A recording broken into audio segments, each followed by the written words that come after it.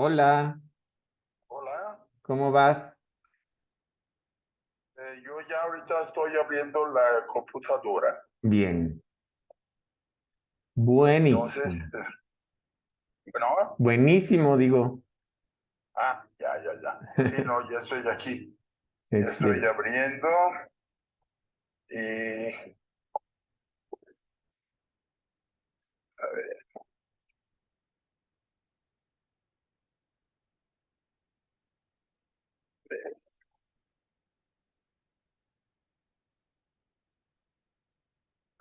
espera.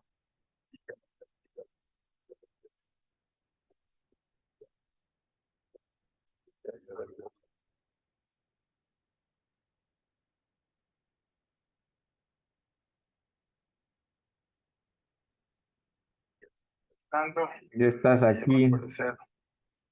ya va a aparecer la cara del moderador. Unirse. Recording in progress.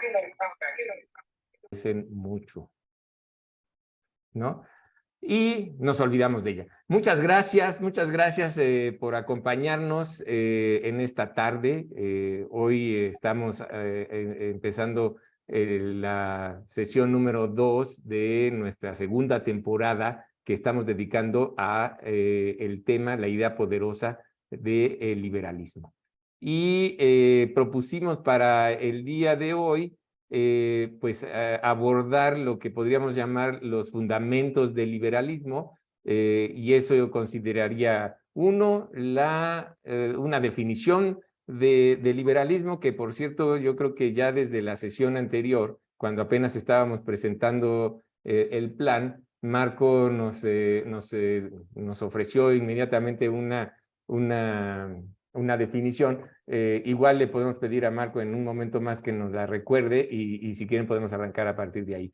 Y luego dos principios básicos. Uno es el principio de la libertad individual y el dos es el principio de la propiedad privada, ¿no? Y recuerden, no queremos hacer aquí una discusión escolástica ni muy académica o nada académica. Lo que nos interesa más bien, sobre todo, es explorar a nivel de piso, digamos, de terreno, de cancha, como dirían los futbolistas, cómo se viven estos conceptos, ¿no? El liberalismo, sus principios en particular, y quizás también podríamos darnos la oportunidad de platicar por lo menos ejercicios mentales o hipótesis alternativas. Bueno, y si no fuera como como sugiere el principio o establece el principio, si no fuera como dice la definición, ¿qué clase de vida, qué clase de sociedad, qué clase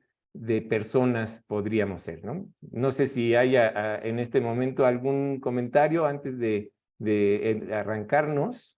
Luis, ¿tú quisieras decir algo? No, yo creo que es un muy buen punto para empezar, para arrancar y para empezar a ver el camino que vamos a recorrer. Bueno, Listos todos.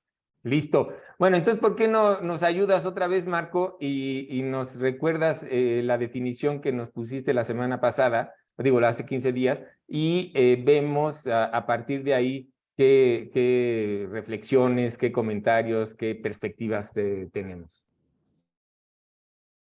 Bueno, yo repetí una definición que escuché de un autor argentino, y que comentaba que el liberalismo es el respeto irrestricto al plan de vida del otro. ¿No? Eso, yo creo que es una definición desde una perspectiva muy personal, ¿no? Porque también, digamos, a mí me parece buena decir que el liberalismo es una filosofía política.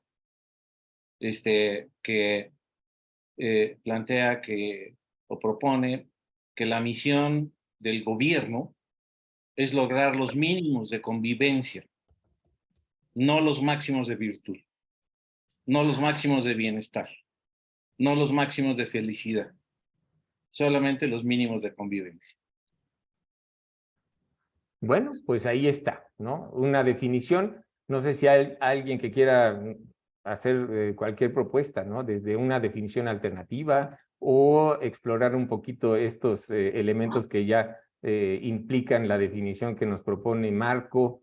No sé, ¿alguien que quiera tomar la palabra? ¿O podemos rumiar un poquito la definición de Marco? Bueno, no de Marco, la que Marco nos transmitió, ¿no? Adelante, Jorge. Sí, el tema de la convivencia, yo la calificaría que es una convivencia voluntaria, no obligada, ¿no? Es decir, si yo quiero convivir con ustedes, convivo, pero si no quiero, no convivo. Pero nadie me puede obligar a convivir con ustedes. Entonces, yo creo que el tema de voluntaria sí es un calificativo importante al término de convivencia. Y otro elemento esencial, yo creo, en el liberalismo es el tema de la acción humana, ¿no? Es decir, que el ser humano siempre busca algo mejor para sí. Entonces, y eso es acción, ¿no es cierto? Yo acciono para buscar algo mejor para mí, siempre. Y creo que eso es un fundamento de la libertad. En el momento que esa acción humana está coartada, se derrumba todo, porque es la esencia de lo que mueve todo. Es decir, yo me reúno aquí con ustedes porque yo quiero ser mejor y me enriquejo con ustedes. Entonces yo me conecto, converso, aporto, tengo acción. Sí, creo que el tema de la acción humana es fundamental para que la libertad funcione. Acción humana con voluntad, ¿no? Y esta voluntad pues necesita esta libertad, supongo, ¿no? De la que hablamos. Acción humana entendida en que todos buscamos lo mejor para nosotros. Claro. Y porque es mejor para mí, me caso y hago familia y convivo con amigos, y porque es mejor para mí. Es decir, eso para mí es un tema esencial en la concepción de la libertad. Y Gerardo, adelante, por favor. Bueno, yo estoy de acuerdo en los planteamientos que se han efectuado, quizá por una cierta deformación profesional. Ubico el término liberalismo un poco en la historia de las ideas políticas y de las ideas económicas, ¿no? Entonces, de alguna manera, en la tradición del mundo occidental, la tradición europea de los siglos XVI, XVII, XVIII, XIX, ¿no? Pensando desde John Locke o Montesquieu, en fin, el liberalismo es un llamado a la libertad en relación con el abuso del poder. Es decir, es limitar al soberano o a quien tiene el poder, ¿no?, sobre la vida de los individuos. De ahí surge, pues, desde la división de poderes, cuando se estructura el Estado, ¿no?, para que no haya un solo individuo que sea el que dicte las normas, las aplique y dirima las controversias. Es decir, un poco empezar a dividir entre varios actores de la sociedad. ¿Y qué finalidad tiene eso? Bueno, pues preservar un poco la libertad del individuo, ¿no? Y de ahí se deriva también, pues un poco también la libertad de dejar hacer, dejar pasar, es decir, que la mente humana, el espíritu humano, de alguna manera decida no solamente cómo vivir, sino cómo mantenerse, cómo resolver su problema de subsistencia, su problema económico, ¿no? Y con el tiempo también surge esa idea de libertad de pensamiento y de libertad de conciencia, de libertad de expresión, ¿no? Que puede tener todas las críticas políticas en la historia y haber protagonizado todos los excesos, pero al final, pues la idea, cuando menos en buena parte del pensamiento político mundial, pues es preservar esos mínimos del ámbito de la persona humana, de la dignidad de la persona humana, con todo lo que eso implica de críticas y, bueno, me hago cargo de todas las críticas que se puedan hacer a ese pensamiento, ¿no? Pero al final de la historia, pues es concebir al Estado al servicio del individuo, al servicio de, y el individuo requiere, normalmente entendido, pues un cierto margen de libertad para vivir y decidir, ¿no? Es decir, sin abundar más, porque el tema es muy conocido, simplemente quería hacer también esa contribución. ¿Sería eso, Gerardo, un poco que en realidad el que tiene que respetar irrestrictamente los planes de vida de los ciudadanos son los monarcas o las autoridades o los gobernantes? ¿O también habría que rescatar de alguna manera el respeto de uno a uno entre ciudadanos? Perdón, Luis, adelante. Claro, gracias. Yéndome un poquito por el mismo camino que se fue Gerardo, yo creo que la libertad fue fue un concepto que finalmente se pudo expresar a partir de la Ilustración, porque la primera libertad que quisieron tener era la libertad de pensar. Y de pensar, de tener libertad de pensar y de expresar y de tener propias ideas.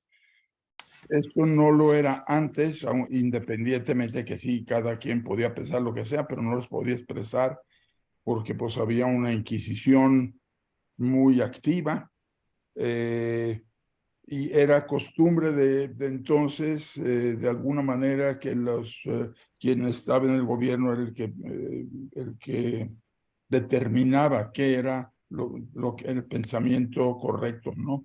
Que le convenía al gobierno, ¿no? En aquel tiempo que era pues la monarquía. Y pues ese fue un origen que se fue desarrollando al punto en que se llega a lo que mencionó también Gerardo, en que, bueno, el liberalismo actual, llevado a un máximo extremo, pues se puede decir, es el que pide que no haya gobierno más que para lo mínimo, porque el hombre debe de ser libre de hacer lo que quiera, como quiera, siempre y cuando cumpla con las leyes que se le pongan. Pero cada quien tiene derecho de hacer todo lo que quiera y el gobierno tiene que intervenir solo en lo que se refiere a la interacción, que uno no quebrante los derechos del otro para que pueda llevar a cabo sus acciones y lograr su propia felicidad. Esto simplemente yo creo que en general es un esquema. No es el único, hay muchos, pero yo creo que el liberalismo también tiene una cosa, que no hay una sola idea de liberalismo. Con el tiempo se han venido viendo muchas, se han desarrollado muchas y a todas se les ha tratado pues de poner mayor o menor, no tolerancia, sino aceptación de la intervención del gobierno. Y las más modernas así han sido y son las que de alguna manera mejor han funcionado de acuerdo a mi punto de vista, y son de Europa, no de América, porque en América tienen la tendencia a exagerar el liberalismo, como le llaman ellos, el libertalismo, ¿no? Que es todo absolutamente total libertad al individuo, y el gobierno que entre nada más para lo mínimo y casi para cuidar los bienes y el estado de esa persona, tomando a cada individuo como totalmente aislado y buscando su propia independiente felicidad de los demás. Buenísimo, muchísimas gracias, Luis. Marco, levantaste la mano. Sí, quería comentar que alguien, creo que no sé si fue Luis, perdón, no sé quién, comentó. Gerardo dijo que el liberalismo, digamos, hablando con una perspectiva histórica, dijo, se expresó en el siglo XVI, y luego comentó acerca de John Locke. A ver, sí, totalmente de acuerdo. El liberalismo como que nace en el siglo XVI, pero en la escuela de Salamanca. Yes. O sea, la escuela de Salamanca, orientada precisamente a la idea de limitar el poder del soberano, ¿sí? Y nosotros lo vimos aquí con la defensa que desde la escuela de Salamanca se hizo a los indígenas y a la dignidad humana de los indígenas.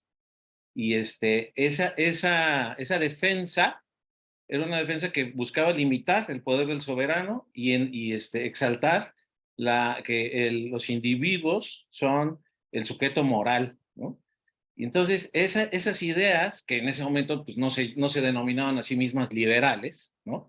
Pero esas son las raíces del liberalismo en el siglo XVI, precisamente, ¿no? Y el otro comentario es que el individualismo que plantea, que es una de los principios rectores del liberalismo, no significa atomismo. O sea, no se está negando digamos que el hombre es un ser social por naturaleza. No se está negando que una de las libertades que se promueve es la libertad de asociación. Precisamente, ¿no? La libertad de asociación y disociación. No nada más de asociación, sino también la libertad de disociación, ¿no? Entonces yo puedo formar parte de, pero también puedo dejar de formar parte de en el momento en que así me parezca conveniente, ¿no? Entonces estas dos ideas me surgieron a partir de las intervenciones anteriores, ¿no? Buenísimo, muchísimas gracias, Marco. Bueno, y yo creo que además a ver qué opinan ustedes, ¿no? La definición de liberalismo pues nos da ya pauta para ir explorando este tipo o estos componentes, ¿no? El primer principio que queríamos poner sobre la mesa fue de la libertad individual, ¿no? Pero eso sí eso supone que hay individuos, ¿no? Y supone que los individuos tienen aspiraciones, tienen planes, ¿no? Lo que luego en los documentos en la literatura le llaman el plan de vida de cada individuo. Y yo no sé, ahí podríamos quizás ponernos preguntas del estilo, ¿cómo sería un planeta, un mundo, un país, una sociedad en donde no respetaran mi plan de vida? ¿No? ¿Nos gustaría, no nos gustaría?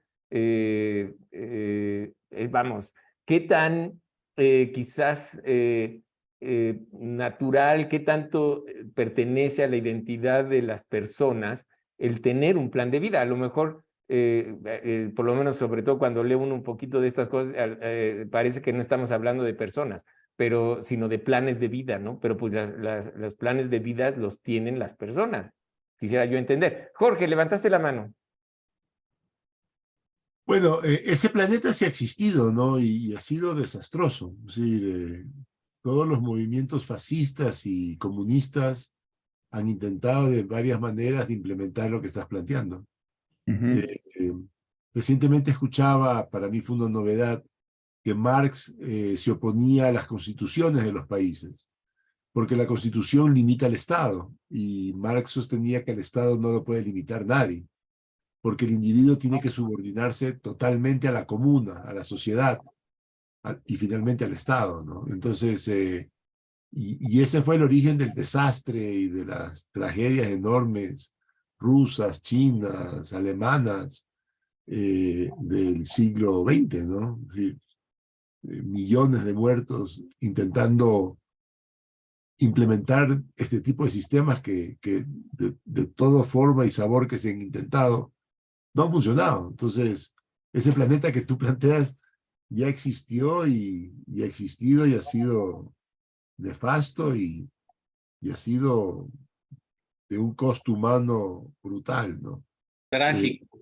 Y otra cosa interesante también me pareció, leyendo a Marx, que él también se oponía y tiene una crítica atroz a lo que es la Revolución Francesa y especialmente al tema de los derechos humanos, porque los derechos humanos exaltan al individuo nuevamente.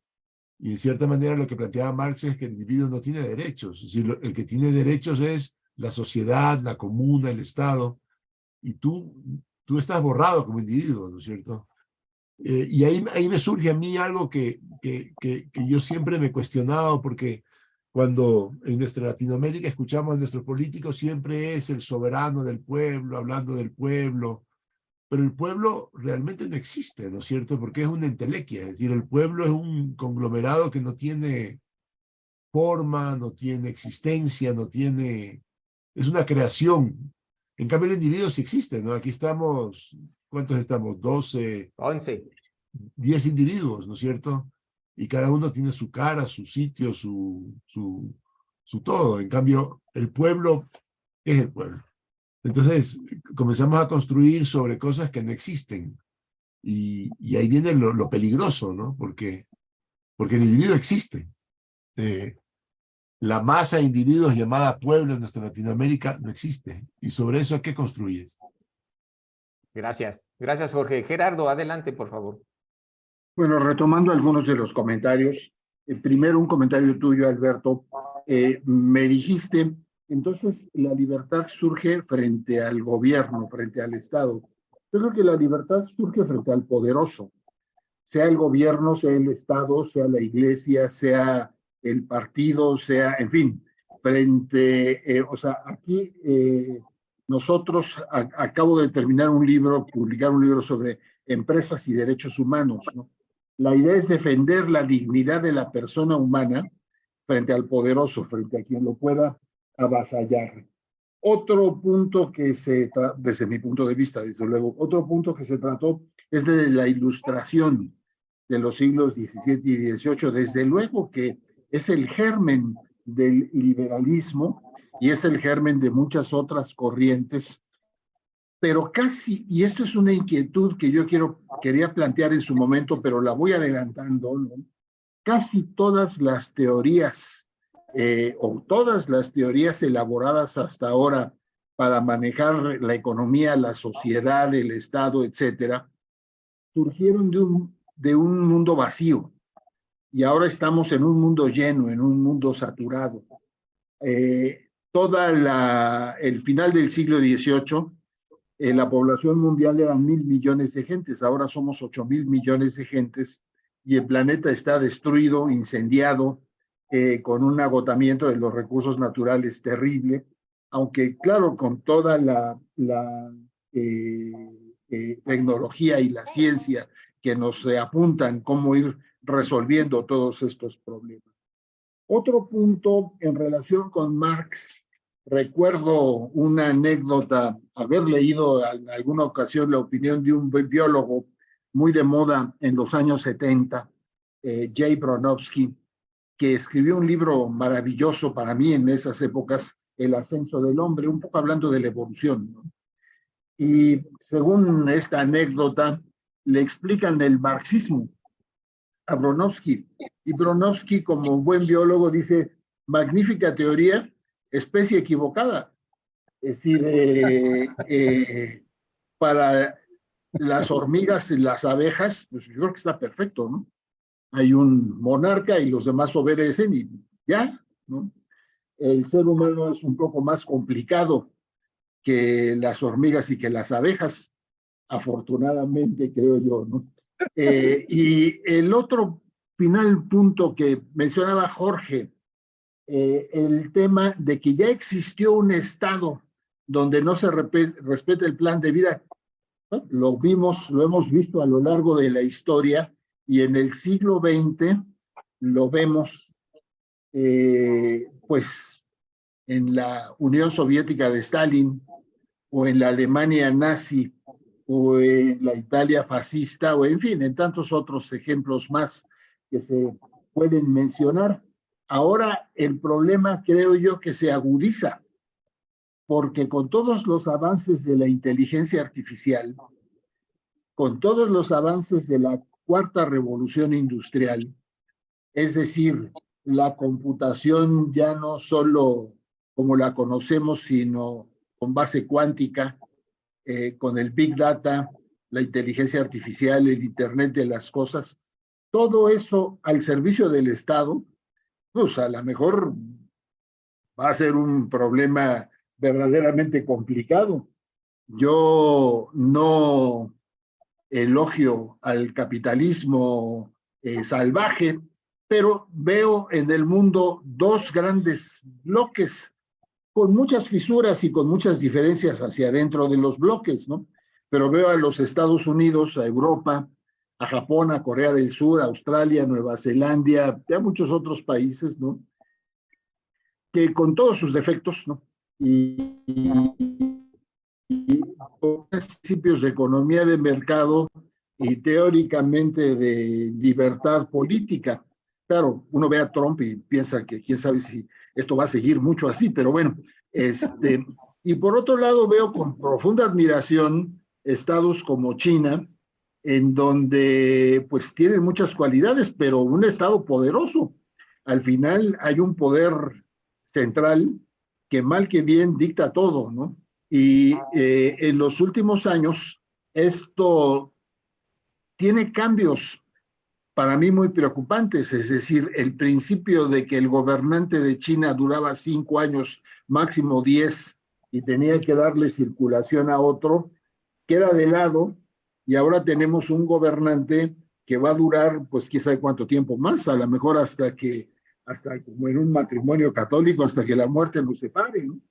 Entonces, de alguna manera creo que todas estas amenazas pues son vigentes y son reales, ¿no? Y claro, en un mundo que tiene muchos problemas de desigualdad, de avance, de progreso, de libertad, de bienestar, y por otro lado de desigualdad, de pobreza, de guerra, de populismo, de polarización, ¿no? Entonces, cada vez veo a los países más divididos y más polarizados, y en ese contexto surge toda esta cuestión de las nuevas tecnologías, en donde pues a cualquiera de nosotros, por nuestra interacción en las redes, nos pueden definir de qué nos gusta, qué no nos gusta, qué queremos o qué dejamos de querer, ¿no? En fin, es mi comentario. Muchas gracias. Genial, gracias Gerardo. Adelante, Mónica, por favor.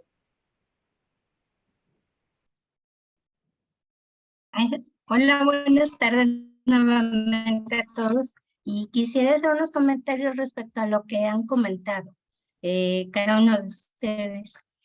Yo creo que la persona nace libre, o sea, nuestra libertad no nos las da la existencia del Estado. Y cuando la persona va creciendo, pues va tomando decisiones diferentes según la educación de sus papás que les van dando, desde la ropa que eliges, y según va avanzando una persona, va tomando decisiones en libertad si es que así lo están educando. Entonces, creo que la libertad en cuanto a la que se tiene frente a un Estado, pues sí es una libertad particular, pero eso no quiere decir que la existencia del Estado, desde mi opinión, nos da la libertad. El hombre nace libre. Y creo que en este punto podríamos agrupar la libertad desde 3 puntos de vista, ¿no? La libertad económica, la libertad política y la libertad humana, para toda esa parte más interior. Y yo creo que la libertad existe en función de que las 3 existan, no nada más. Comentaban el caso de China. Pues yo creo que sí, China es admirarse, a lo mejor en el terreno económico, pero en la parte política no creo que haya mucha libertad. Y hasta hace años en China, pues te decía el Estado cuántos hijos podías tener, ¿no? Y si era mujer la tenías que matar o la tenías que haber que hacerle.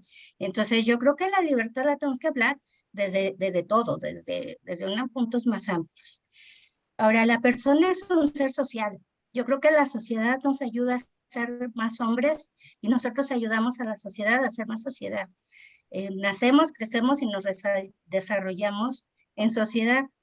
Ahora, yo creo que la ganancia es mutua, ¿no? el que nosotros vivamos en sociedad y el que la sociedad esté formada de personas. Y aquí creo que se une otro comentario que alguien de ustedes hacía. Cuando tenemos estos sistemas como el marxismo, el comunismo, pues de lo que se trata es de eso, de que la persona deje de ser persona, de que se deje de reconocer como una persona individual, libre, desde la decisión de su vida y de autodeterminarse. Entonces yo creo que ahí lo que ellos logran o lo que ellos quieren es hacer esos famosos colectivos, ¿no? En donde todos son iguales, en donde pareciera que todos tenemos las mismas necesidades, los mismos gustos, las mismas preferencias, y eso es mentira. Eso no quiere decir que podamos agruparnos por gustos, preferencias, necesidades, pero no somos iguales. Somos bien diferentes y cuando se habla de colectivos, pues pareciera que nos dan esa idea.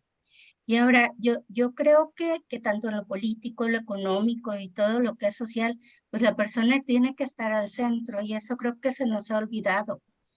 Y yo me pregunto, bueno, ¿y quiénes hacen los sistemas económicos, políticos y sociales si no son las personas? O sea, porque a veces hablamos de ellos de una manera muy despersonalizada, ¿no? El comunismo, el capitalismo, el tal. ¿Y quién lo hizo? Las personas. Entonces yo creo que tendremos que pensar en esa libertad responsable, ¿no? Yo qué estoy haciendo desde donde me toca, desde la sociedad, desde donde trabajo, y qué estoy haciendo con esa libertad. ¿Qué pasa cuando yo no respeto a los demás? ¿Qué pasa cuando esa libertad no tiene límites? Cuando esa libertad no es una libertad responsable. ¿Qué pasa cuando no estamos pensando de verdad en mi felicidad, pero en la de los demás? Pues lo que estamos viviendo, nos estamos acabando el planeta, cuántas dictaduras tenemos, cuánto todo. Entonces, yo creo que el olvidarnos de la persona al centro de todo es responsabilidad de todos, no del gobierno, no de la iglesia o de la creencia que tengamos. Y entonces yo sí me anoto, ¿no? En todas estas faltas que nos toca como generación y en todo lo que estamos dejando para los chicos. Yo trabajo en la universidad y de verdad creo que es una gran responsabilidad desde donde cada uno de nosotros estamos. Pues muchas gracias. Bueno, y los que somos papás, pues también cargamos mucho esta responsabilidad con los hijos, las nuevas generaciones. Yo no sé, yo tengo la sensación de que hablamos aquí como de dos posibles puntos de partida, ¿no? Un punto que creo que se podría definir, un punto de partida que podría definirse con lo que he escuchado, es el de que tenemos como en el origen individuo, sociedad, ¿no? Más o menos funcional, pero que tiene un gobierno ya, ¿no? O una parte que gobierna y entonces en ese contexto es en donde tenemos que pensar estas fórmulas de convivencia, de gobierno, de libertad, etcétera, etcétera, ¿no? La otra posibilidad que yo creo que sería como hasta cierto punto necesaria, es partir de la unidad más elemental. Y a mí no me parece que haya nada más elemental en lo que podamos pensar que las personas, ¿no? El individuo, ¿no? Incluso recuerdo de las clases de economía todavía, ¿no? Ese inicio, ¿no? Con Robinson Crusoe, el personaje de la novela que vive en una isla desierta, ¿no? Y los economistas en algún momento tomaron esa metáfora, digamos, bueno, ¿cómo sería la economía de un individuo, ¿no? ¿Cómo sería la sociedad de un individuo, si es que se puede llamar a eso sociedad, ¿no? Y entonces pasa algo, ¿no? Y si lo empezamos a juntar, ¿no? Con otros individuos, ¿no? ¿Cómo fue la sociedad de Robinson Crusoe cuando llegó lunes, ¿no? Y viernes creo que fue la primera que llegó en la novela, no sé. Bueno, pues cuando tienes dos, cuando tienes tres, cómo se van a tomar las decisiones, cómo se van a relacionar, deseablemente sin matarse unos a los otros, ¿no? Y así podríamos seguir juntando sociedades y grupos hasta llegar a 8,000 millones de personas en un planeta. Perdón, Jaime, adelante.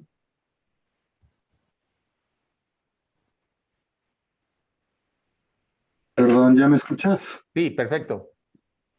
Pues ese es el tema precisamente, Alberto, ese que comentabas, y que Gerardo también, lo dijo. O sea, ¿cómo definir la libertad para 8,000 millones de personas. O sea, ¿se puede o no se puede? Yo creo que podríamos iniciar con colectivos, de alguna manera, porque somos tan diferentes y viendo tanta diversidad, pues es complicadísimo ese tema, ¿no?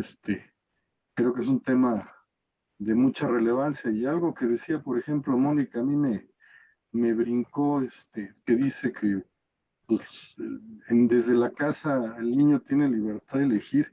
En realidad tiene libertad de elegir porque tú agarras a tu hijo y le dices, ponte este tipo de ropa, córtate el cabello de esta manera. En realidad es un resultado de lo que tú le estás educando. Yo no sé si sea para bien o para mal, pero es un tema desde ahí, o sea, es complicadísimo definir qué tal si quiere, digo, y es lo que ha pasado últimamente con las minorías, quieren vestir de otra manera y tampoco se les permite o apenas ahorita se están abriendo ese tipo de cosas. Creo que esto va más profundo y va más allá. Yo creo que tendríamos que abrir la visión hasta personal, hasta libertades quizá colectivas o qué sé yo, tendríamos que definirlo de otra manera, creo yo. Ese sería mi comentario, Alberto. Buenísimo, muchas gracias, Jaime. Marco, adelante.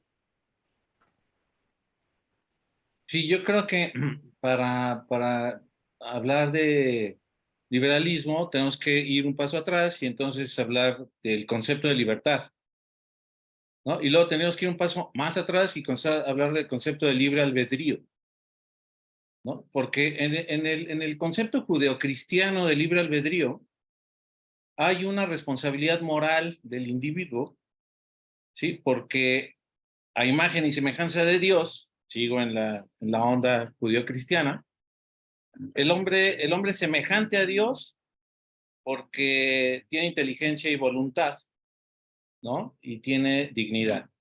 Entonces, en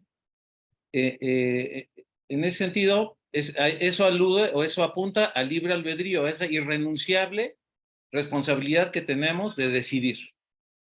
Los niños, como tú comentabas, no me acuerdo de tu nombre. Mónica.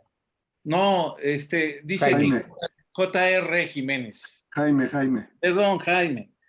No tengo el gusto de conocer a la mayoría de ustedes, pero bueno, como decía, como comentaba Jaime, pues el niño, pues tú le organizas la mayor parte de su vida, ¿no?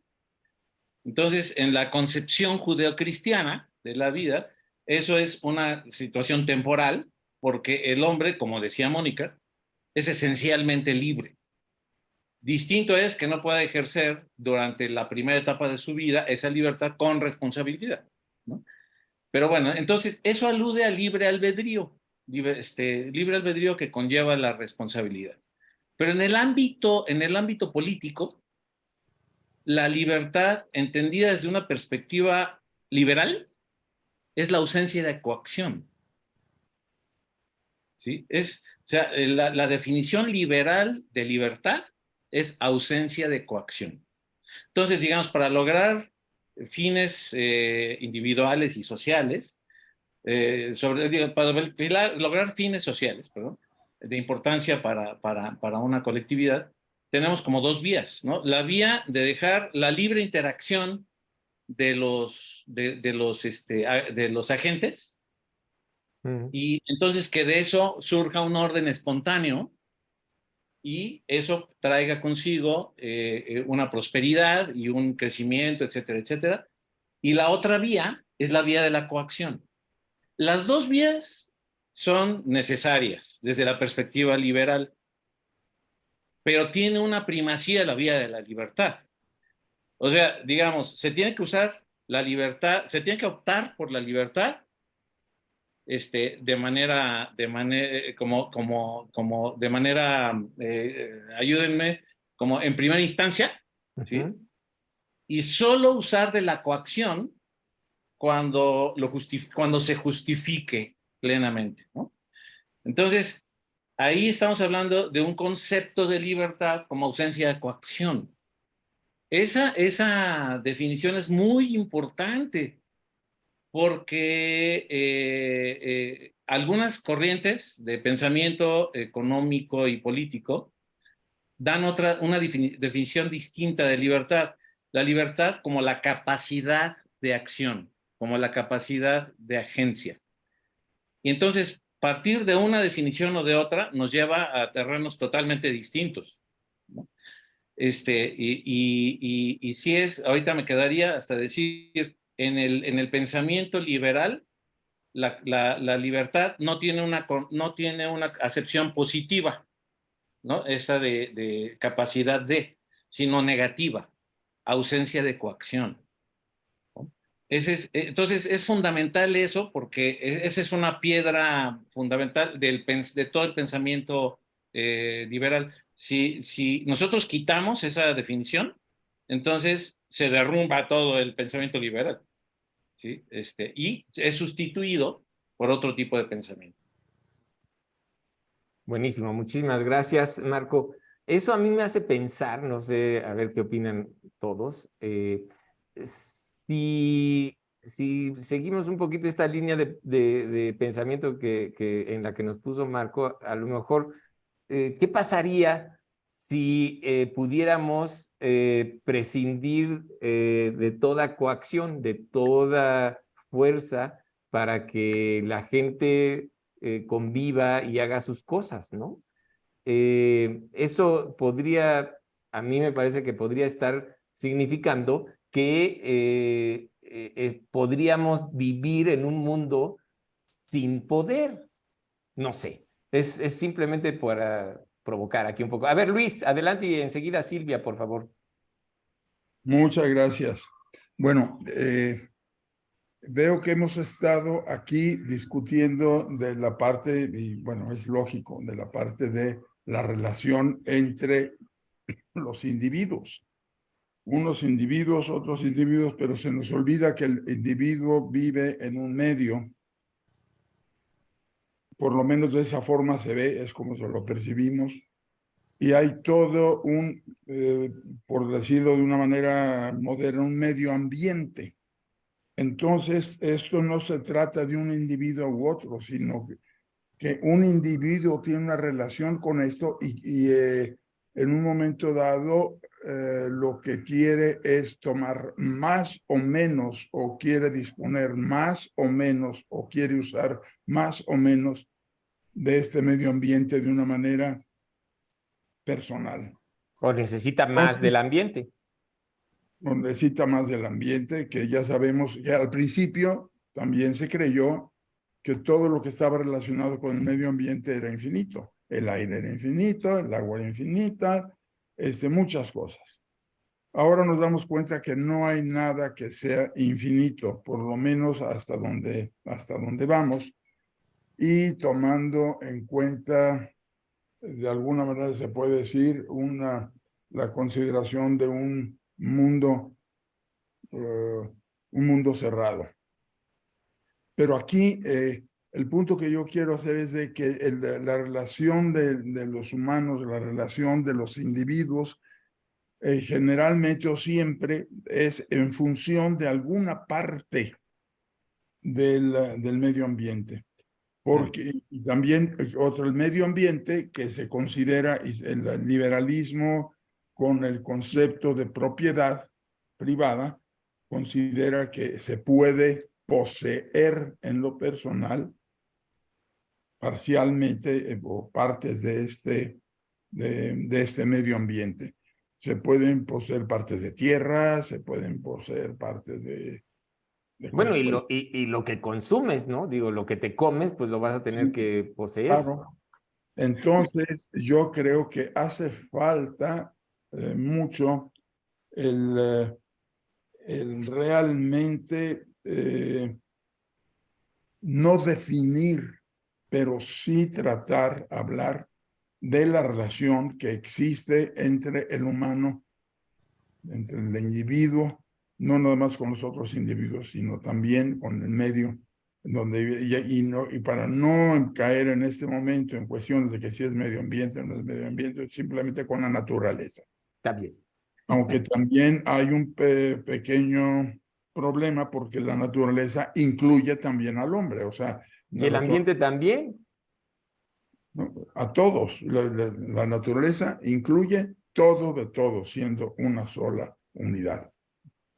Entonces, llega el momento en que se tienen que empezar a tomar bases diferentes para poder considerar la relación del humano con la relación de lo que está alrededor. Y si lo que está alrededor o es parte de sí mismo. No es parte de sí mismo. Yo en lo particular, o sea, yo sí, no es que crea o no, esto es a lo que se ha llegado en este momento. Y todos somos parte de lo mismo. No somos iguales todos dentro, porque entonces no tendría objeto. Sí, no habría libertades, no habría nada. Sin embargo, pues es una cosa misteriosa que estamos en un todo. Sin embargo, cada individuo, de alguna manera, aún siendo parte de un todo, mantiene su individualidad y su capacidad de acción. Buenísimo. ¿Verdad? Etcétera. Entonces, pues yo creo que tenemos que empezar a ver con eso porque es de donde va a surgir y vamos a poder un poco discutir hasta qué punto existe la propiedad privada. ¿Privada de quién? De quién es en sí la naturaleza y cómo se hace la propiedad y qué función debe de tener y hasta qué punto esa propiedad se mantiene como tal. Pues ahí está. Otro tema. Silvia, adelante, y después Jorge, por favor. Sí, bueno, yo solo quería decir que me llama mucho la atención que no se esté considerando la educación dentro de este proceso, porque como bien decía Marco, nosotros a nuestros hijos les decimos, pues come esto, ponte esto, haz aquello, y también los llevamos a la escuela y ahí es donde entra el acondicionamiento social. Y yo creo que, digo, eso se ha desarrollado porque es necesario, no porque seamos, pues no sé, autoritarios y queramos controlar a los hijos, sino queremos que se adapten al sistema social en el que están viviendo. Yo recuerdo mi hijo adolescente cuando decía, es que yo quiero hacer las cosas bien, pero ustedes no me dicen cómo. Y esa es la verdad. Uno necesita decirles cómo hacer las cosas bien para que efectivamente logren ser libres dentro de esas, pues no sé si serán límites, pero sí son acotaciones para que pueda armonizar con el resto de la población. Y esa educación es la que nos está haciendo falta llevar a todos los 8,000 millones de personas que ya somos para que podamos efectivamente empezar a desarrollar una conciencia de que somos ya demasiadas personas en el planeta y si no tenemos cuidado, pues vamos a empezar a destruir no solo el planeta, sino nosotros mismos. Eso es Correcto. todo lo que quería decir. Gracias. Muchísimas gracias, Silvia. Y además con la agravante de que a lo mejor nosotros, los que ya somos padres, pues tampoco sabemos cómo se hacen las cosas bien, ¿no? A veces, por lo menos, ¿no? Entonces, ¿cómo vamos a decir a los hijos cómo se hacen las cosas bien? Perdón, Jorge, te quité la palabra.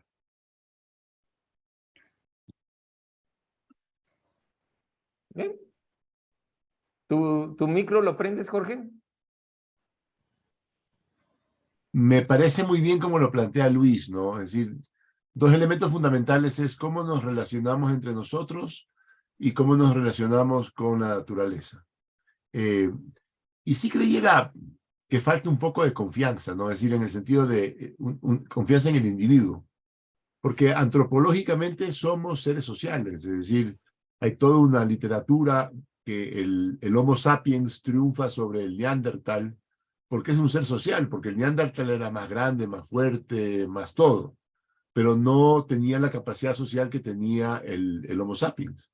Y la capacidad que tiene el ser humano de reunirse espontáneamente, hacer cosas juntos, es increíble. Es decir, el momento que se unen los seres humanos a hacer cosas juntos, Es increíble, pero tiene que ser en un contexto de libertad, no en un contexto de coerción, de coacción, para que todos florezcamos en ese accionar social, ¿no es cierto? Y el otro elemento es, dentro de los 8.000 millones de personas y el medio ambiente y todo eso, la evidencia da que lo hemos hecho hasta ahora súper bien, es decir, los niveles de bienestar que tiene la raza humana a la fecha no tienen parangón hacia atrás, es decir, no hay en todos los, ¿cómo se llama?, medidas que tú puedas poner, salud, violencia, longevidad, sobrevivencia de los niños, sobrevivencia de las madres. Tienen todas esas medidas, la curva, a pesar de las tonteras que hemos hecho como humanidad en el pasado, solo siguen mejorando hasta la fecha, ¿no? Y ante el comentario de Silvia, que me parece muy interesante también, para mí también fue una revelación ahora en la pandemia escuchar a nuestro rector del colegio alemán, un tema, y después lo corroboré por otro lado, que el ser humano entre los 2 y los 4 años es cuando más violento es. Es decir, entre el 70 y el 80% de ese grupo son violentos. Es decir, se arañan, se jalan, se pegan. Es decir, son violentos. Y la preocupación enorme que él tenía, porque aquí se hablaba, en el Ecuador al menos, que abramos los colegios para los mayores y cerremos los colegios para los menores, porque eso hay que protegerlos. Y él se cogía la cabeza y decía, no, porque ese periodo de 2 a 4 años, de 2 a 6 años, en la interacción con otros seres humanos, es cuando yo conozco mis límites. Es decir, porque si yo le quiero pegar al otro niño y el otro niño me pega de vuelta, yo sé que ya llega a mi límite, ¿no es cierto? Y si el otro es más grande y no me permite abusar de él, entonces aprendemos nuestros límites en la interacción, y me pareció súper interesante. Y eso es violento, y en algún lado leía que gran parte de los criminales en serie y estos psicópatas se puede entender en esta edad en que no tuvieron una socialización oportuna, porque si se pierde esa ventana de socialización, luego lograrla es casi imposible o es muy difícil. Entonces, es increíble la espontaneidad de la socialización en la medida que nos permitan interactuar, logra la misma humanidad, ¿no es cierto? Y bajar ese nivel de violencia tan atroz que existe entre los 2 y 4 años, y creo que nos acordamos siendo chicos y hasta viendo a nuestros hijos, ¿no? Que realmente sí todos son, o la gran mayoría son muy violentos, ¿no? Eso. ¿Qué dato, Jorge? Oye, afortunadamente en ese lapso son débiles, ¿no? Entonces no se pueden hacer tanto daño, ¿no? Pero bueno, está bien. Gerardo, por favor, adelante. Bueno, retomando un punto de Luis, me parece fundamental en toda esta discusión lo que dijo Luis. Siempre concebimos en la historia de la humanidad que los recursos naturales eran infinitos, que la atmósfera, el agua, los árboles, todo era infinito.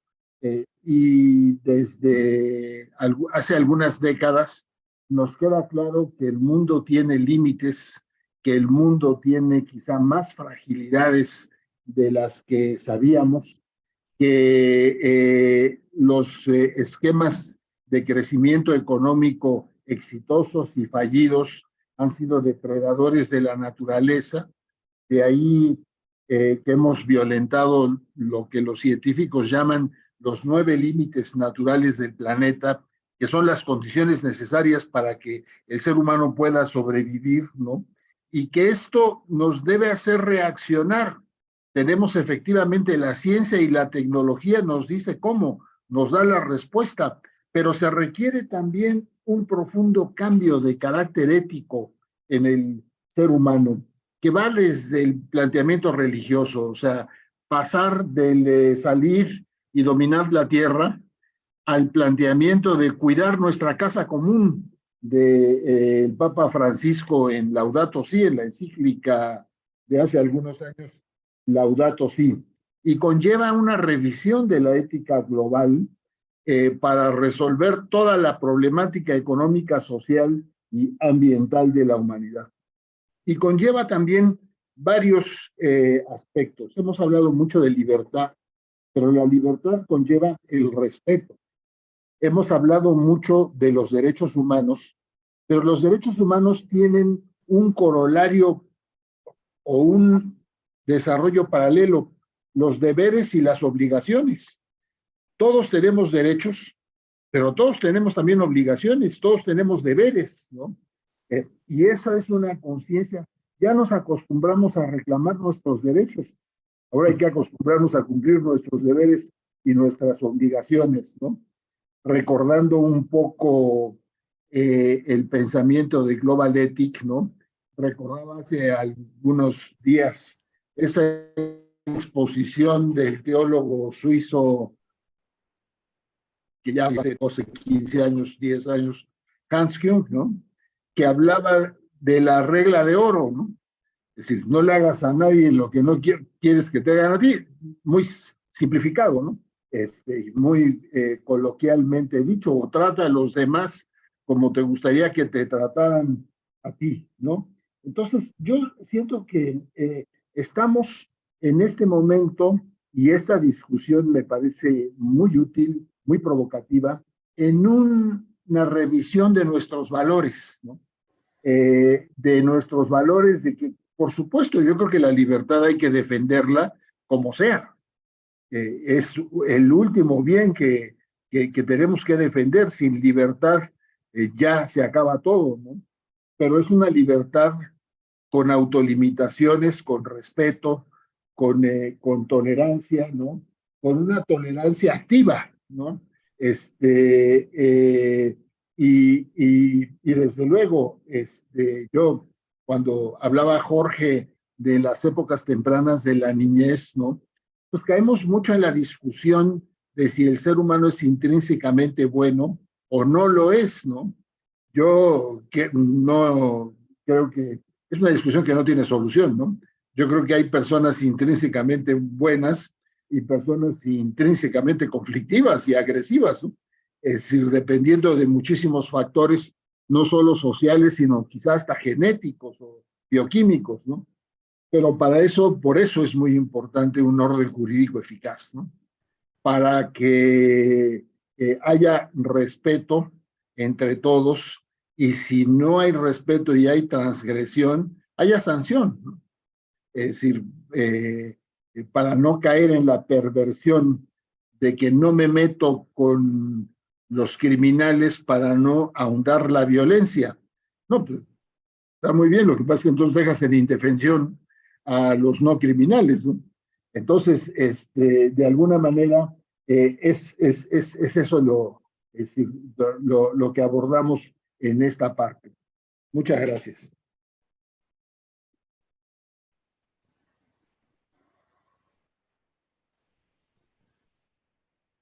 No te oímos, doctor.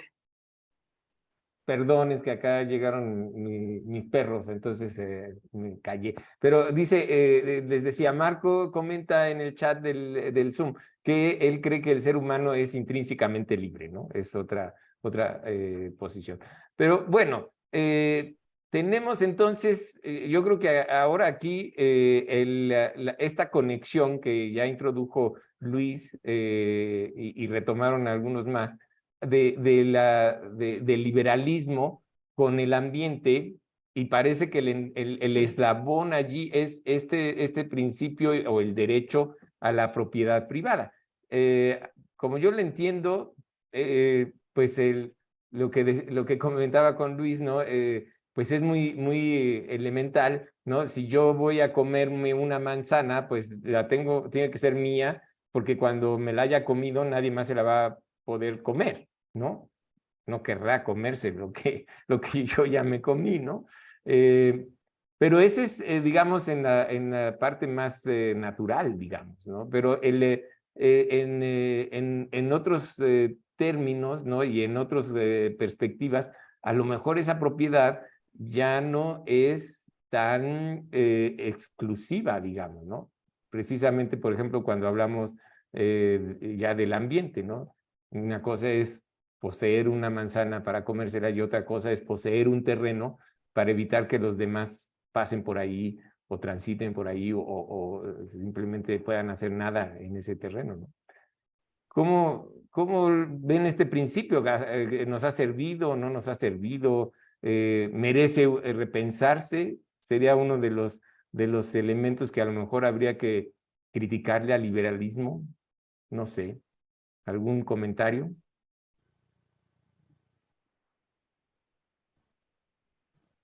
La propiedad privada sagrada. Adelante, Jorge. Y después Luis. Yo creo que ahí también como que exageramos, ¿no? Si uno, por ejemplo, ve el tema del ranking de las empresas en los últimos 40 años y cómo las empresas que fueron enormes hace 40 años, ahora quizá el 80% no existe, ¿no es cierto? Y en el tema personal también, ¿no? Es decir, ¿cómo es? Padre rico, hijo ni sé cuánto y nieto pobre. Es decir, la propiedad y la riqueza se recircula, no solita, no tienes que hacer mucho para que eso pase. Es decir, entonces, y en muy poquitos casos se perenniza por generaciones. Y si lo logran es porque lo han hecho bien, ¿no? Es decir, y tú ves, por ejemplo, donde hay empresas familiares de 7, 8, 10 generaciones, la mayoría están en Europa y en Japón, pero en otras sociedades no duran en manos familiares. Entonces, si eso lo trasladas al tema de propiedad privada, sí, la propiedad privada pues puede volverse grosera en ciertas personas, pero lo más probable es que eso en un par de generaciones más ya se recirculó a otro lado a otras personas, ¿no es cierto? Entonces, y yo sí creo que la propiedad privada es fundamental para el desarrollo, ¿no? Porque en el momento que no hay propiedad privada, te vas al otro extremo y hay el concepto de la tragedia de los comunes, ¿no es cierto? Porque si esa parcela es de todos, yo quiero que mis vacas coman lo más posible de esa parcela, y así quieren todos, y total la parcela se vuelve un desierto en poco tiempo, ¿no? Entonces, y ese es el problema de la propiedad común, ¿no? Y no de la propiedad privada. Entonces, en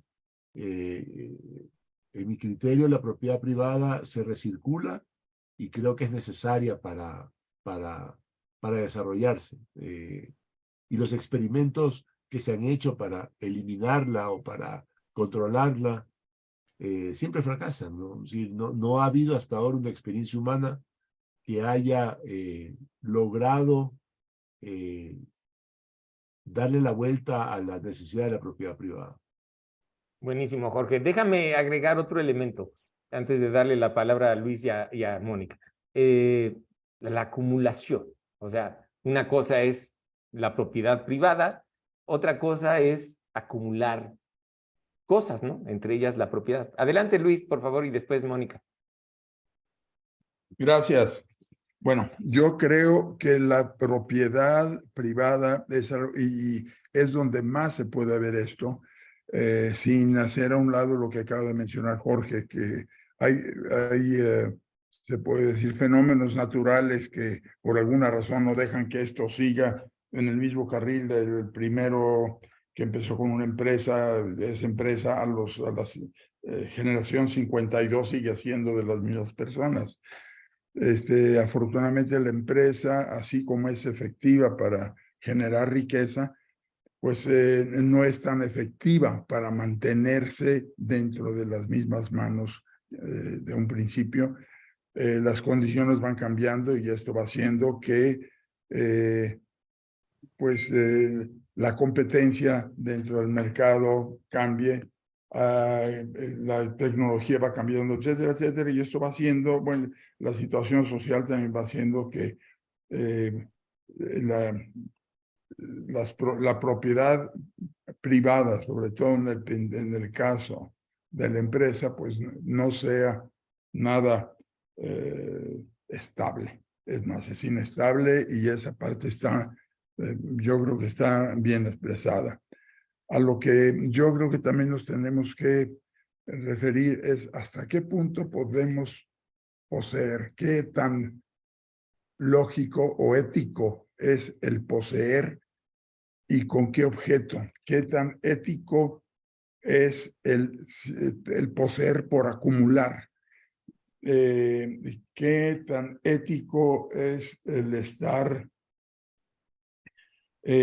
buscando qué más se puede poseer, porque hay cosas que se han inventado que no había y se han inventado, ahora son parte de la realidad y se tratan de poseer, como los derechos intelectuales, etcétera, etcétera. Cuando las cosas se trataban exclusivamente de lo natural, perdón, de lo físico, de lo que podemos ver, palpar, pues posiblemente haya una forma de ir definiendo un poquito más. Pero cuando esto ya pasa a esos niveles, pues es muy, muy, muy difícil. Y esto, bueno, a mí lo que me hizo pensar mucho es una declaración que hizo uno de los jefes indios en Estados Unidos, que era el jefe de la tribu que estaba en Seattle. Y dijo, es que, ¿cómo es posible? Claro, la idea de la propiedad que tenían los indios era totalmente diferente. Todo el mundo participaba, no había propiedad privada más que la que se le iba tocando a cada quien, etcétera, etcétera. Otro criterio, pero yo creo que él llega a un límite donde sí tenemos que pensar, a ver, ¿quién se cree que puede comprar el brillo del sol en la tierra? ¿Quién cree que puede comprar el calor de la tierra? ¿Quién cree? ¿Cómo se compran esos? ¿Cómo se venden? ¿Y hasta dónde? ¿Y hasta cuándo compra?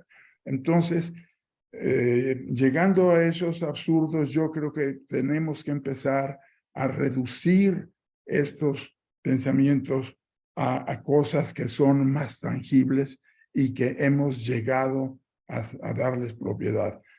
Que con el fin de llevar a cabo el capitalismo, es lógico tratar de hacer estas cosas, pero el capitalismo ha llegado a un punto en el cual todos estamos viendo cómo domarlo. Si no todos, muchos, lo queremos domar, queremos que el capitalismo no arranque como caballo salvaje y se vaya haciendo que los ricos sean infinitamente más ricos y que los que no tienen cada vez se vayan haciendo o que no ganen tanto o al revés que vayan disminuyendo su capacidad de esto. Entonces hay mucho que pensar sobre la propiedad. Hay mucho que pensar sobre la forma de propiedad, sobre el acumulamiento de lo que existe, que ya se acumula no nada más lo material, se acumula también lo intelectual. Y llega el momento en que podemos decir, la forma que tenemos de pensar no nos da para ver todo esto. Podemos regularlo, podemos disminuirlo, podemos poner algunas leyes, pero todo esto está dentro del mismo carril donde funcionan estas cosas. Yo creo que definitivamente, y nos es ofrecido, tenemos que pensar de otra manera. No de una manera del más o el menos de tener, del más o el menos de poderme enfrentar o mantener mi libertad frente a los demás.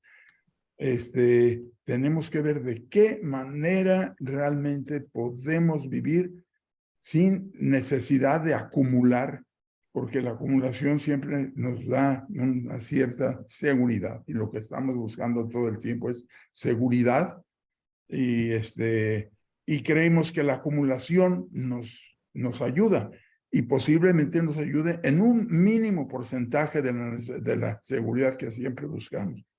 Yo creo que en ese nuevo pensamiento tenemos que ver más bien hasta dónde podemos ser seguros o conseguir una seguridad, hasta dónde la acumulación nos ayuda a conseguir eso. ¿Hasta dónde la acumulación nos ayuda a tener más certidumbre? Y hasta dónde la propiedad es absoluta, hasta dónde la libertad es absoluta. O sea, esta parte de lo absoluto de cada cosa, cada vez nos damos cuenta de que no es posible. La soberanía no es posible ni en los países.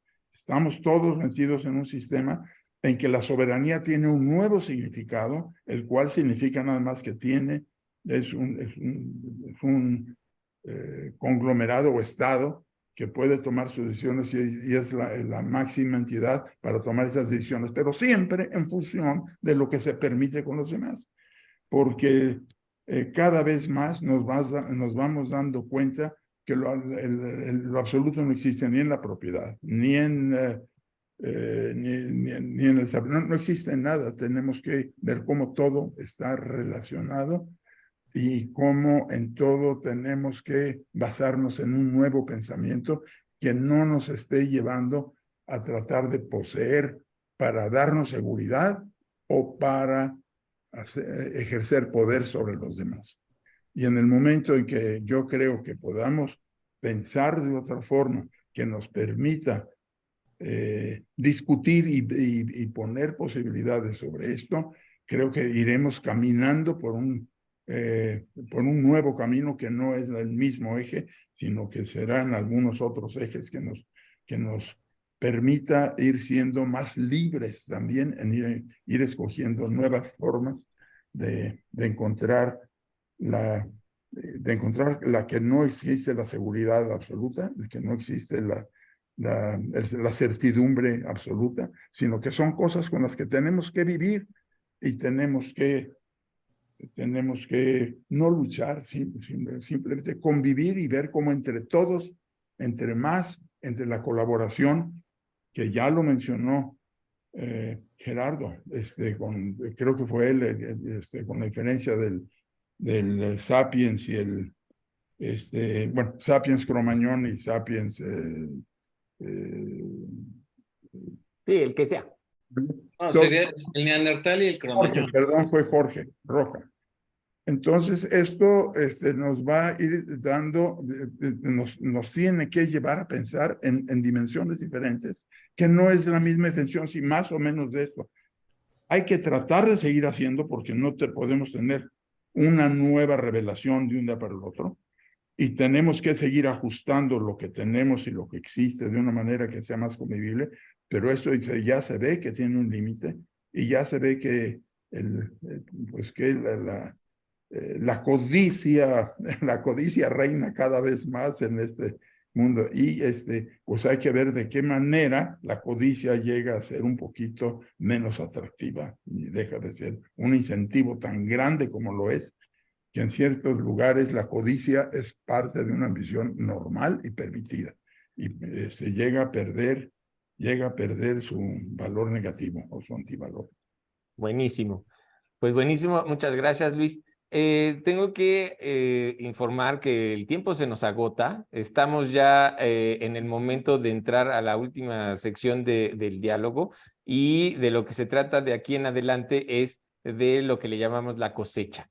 Entonces me gustaría, sobre todo a los que ya tienen la mano arriba, hagan su comentario, pero de una vez déjennos qué es lo que se llevan del diálogo de hoy, qué es lo que encontraron de valor para ver qué se llevan ustedes en su canasta. Empezamos con Mónica, seguimos con René y luego Gerardo y después los que quieran. Adelante, Mónica. Sí, gracias. Solamente dos comentarios rapidísimo, que la libertad también se educa y a los chicos de poco a poco se les va soltando esa libertad y se les va enseñando y se educa desde los valores. No es desde tú haz de chiquito todo lo que quieras y no hay límites, no, yo creo que no. Yo creo que sí, la libertad se educa. El siguiente punto es que la propiedad privada es una condición necesaria y se tiene que respetar, pero no es suficiente para la sociedad. Creo que si nos vamos a la parte más pragmática, pues hay cosas que no se pueden comprar y vender en el mercado. que tenemos que compartirlas, por ejemplo, las calles, el tendido eléctrico. Entonces, hay muchas otras formas de propiedad que necesitamos para vivir en sociedad. Y en cuanto a qué me llevo, pues aprendo mucho de ustedes, otras visiones y otras experiencias. Entonces, me llevo que la libertad la podemos entender desde diferentes puntos de vista, desde nosotros donde estamos platicando, y sobre todo las leyes, ¿no? Las leyes son ese encauzar esas libertades, más no cooptarlas. Es encauzarlas. Las leyes nos ayudan a limitar mucho el egoísmo, lo que decía ahorita al final Luis, ¿no?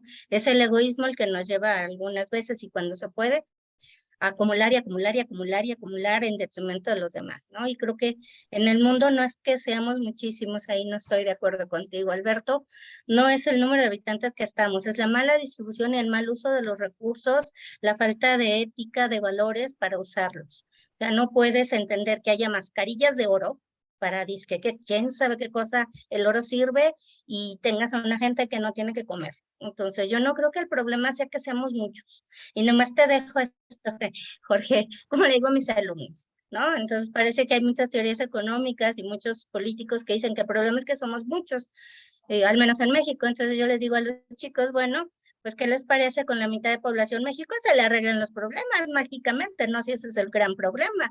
Digo, bueno, ¿qué te parece? Llega a tu casa, échate un volado con tu papá, con tu mamá, con tus hermanos, y a ver quién le toca morirse. Digo, porque si la solución es que somos muchos, pues nos morimos la mitad.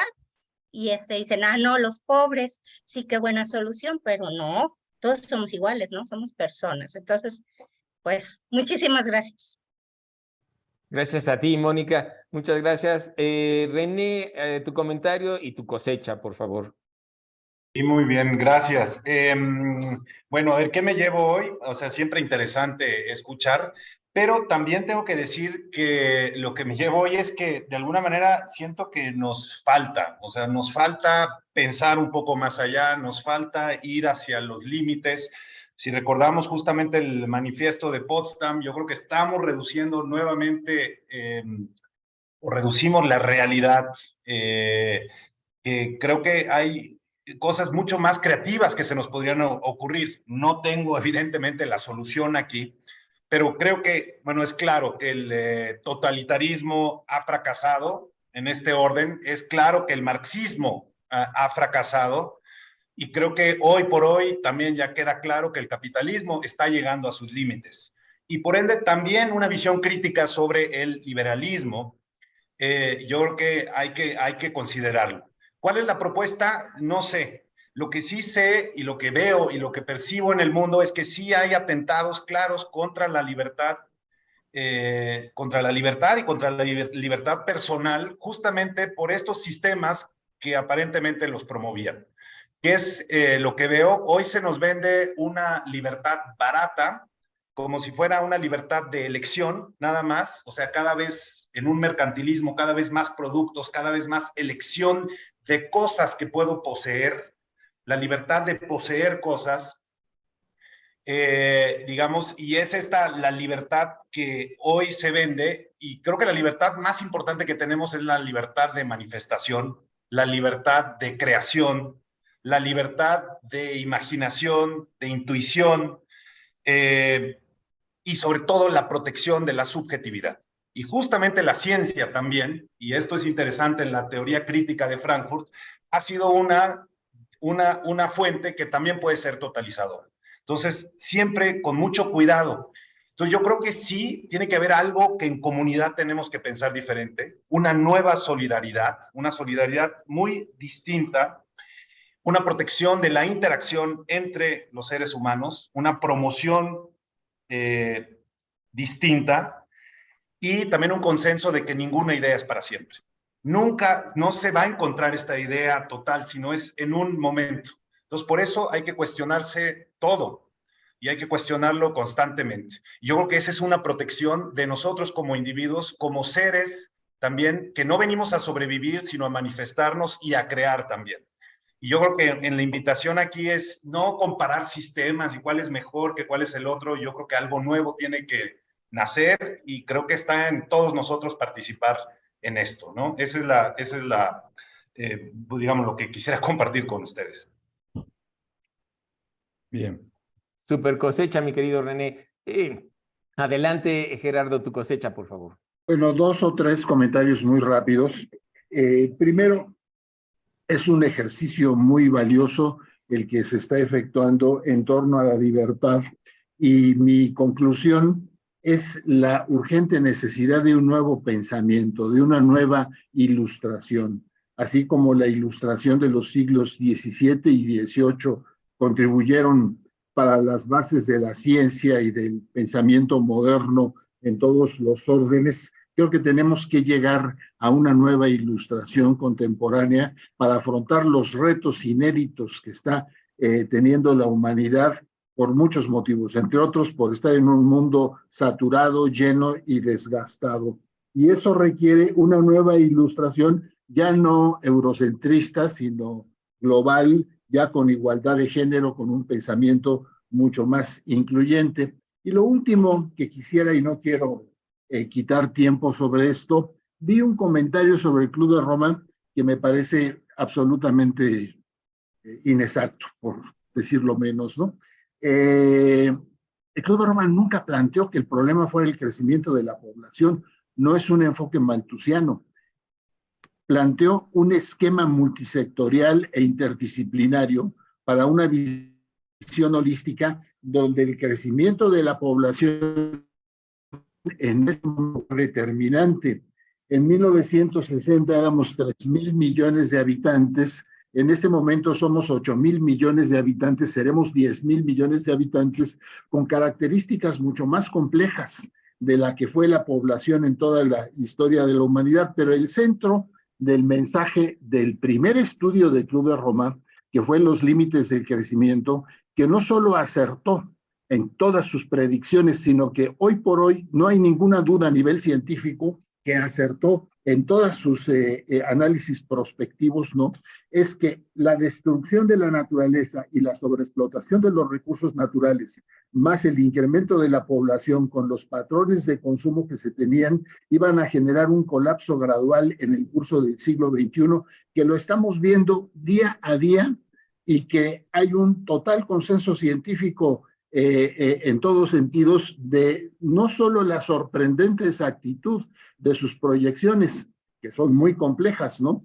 Después de eso, después de los límites del crecimiento, hubo muchísimos otros estudios que han más o menos contribuido, y la publicación de los límites del crecimiento, que es un informe del MIT al Club de Roma, es un parteaguas en la historia del pensamiento global contemporáneo. No es el momento de aclararlo, pero sí me gustaría en un momento dado poder hacer una explicación de lo que se trata esto y abrir el debate, ¿no? Muchas gracias y felicidades. Al contrario, Gerardo, muchísimas gracias a ti. Marco, tu cosecha, por favor. Bueno, mi cosecha es celebro estar formando parte de un grupo de estas características. Me siento muy confortable y muy enriquecido, ¿no? Y una idea adicional que quiero comentar acerca del tema, creo que tú ya habías previsto, seguramente tú ya habías previsto, Alberto, que nos íbamos a salir del esquema que habías planteado para la sesión.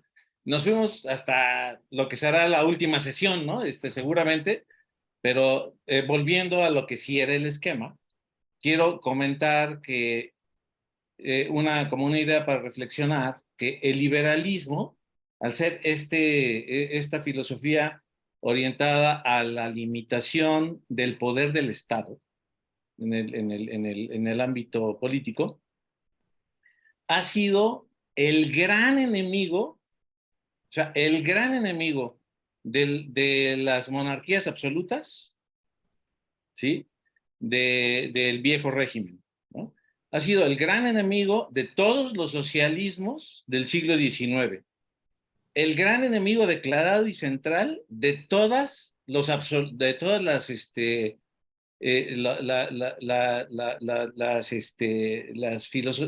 aplicaciones del siglo XX totalitarias, de todos los totalitarismos del siglo XX.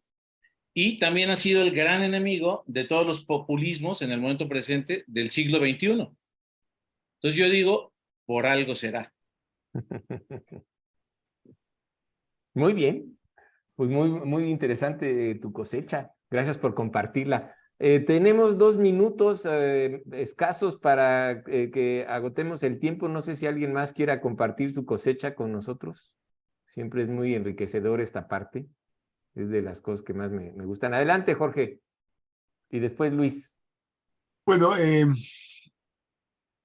3 breves, ¿no? Yo considero que uno es libre mientras menos tiene y mientras menos posee. Y es lógico porque nos vamos sin nada. Entonces, quedarnos atados a cosas acá no te lleva a nada. Y cuando nos vamos sin nada y todos. Coincido con René que la real libertad es la libertad del pensamiento. Es decir, ese es el momento que comienzan a coartar nuestro pensamiento. Y más grave, Ani mencionó el tema de inteligencia artificial y tantas cosas, a influenciar nuestro pensamiento sin darnos cuenta. Eso es sumamente peligroso. Entonces, esa posición permanentemente crítica creo que es la forma de defendernos y de defender que nuestro pensamiento sea libre. Y para mí la dimensión que falta para esa nueva visión, para ese nuevo pensamiento, es la dimensión espiritual. Yo creo que la humanidad ha compartimentalizado la vida material, mental y la vida espiritual. Yo creo que en la medida que integremos lo material, lo mental y lo espiritual, podremos llegar realmente a esa nueva visión y ese nuevo pensamiento. En la medida que no lo logremos, seguiremos patinando en lo que estamos. Eso. Gracias, Jorge. Adelante, Luis. Bueno, trato Estamos de ya en tiempos extras, pero adelante. Sí, bueno, rapidísimo, creo que ya de alguna manera se está concretando a dónde va todo. Lo que marcó una nueva, se puede decir una nueva época, hace 300 años, 300 y pico de años, fue la Ilustración. Y la Ilustración de alguna manera lo hizo porque presentó una nueva forma de pensamiento, donde la razón se puso al centro de todo esto, pero excluyó otras cosas. A pesar de ello, esta forma de pensar con la razón en medio nos dio muchas ventajas. Nos enseñó a pensar teniendo la razón solo sin que nos tuvieran que decir qué es lo que teníamos que pensar.